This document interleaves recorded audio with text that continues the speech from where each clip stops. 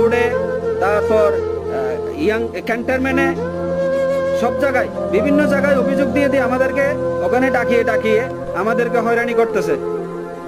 এই বিষয়টা নিয়ে আমি আমার স্থান থেকে আমি আপনাদেরকে এই বিষয়টা জানালাম। আমার এলাকাবাসী এবং আমার পাশিয়াখালীবাসী এবং লামাবাসীর কাছে আমি আমার এই অভিযোগটা দিলাম। আপনারাই বলেন, আমি যদি আমার জায়গা যদি আমি 40 বছর এখানে থাকি, আমি 40-50 বছর আমি আমার বাবা আমার মা আমরা যদি এখানে বসবাসকৃতভাবে থাকি, তাহলে আমরা আমাদের জায়গা ছেড়ে দিতে হবে।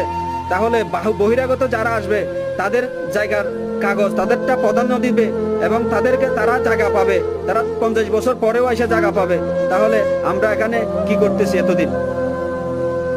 এইটার জন্য আমি আপনাদের কাছে বিচার চাইলাম, আমার এলাকার বাসীর কাছে, আমার পাশিয়াখালী ইউনিয়নের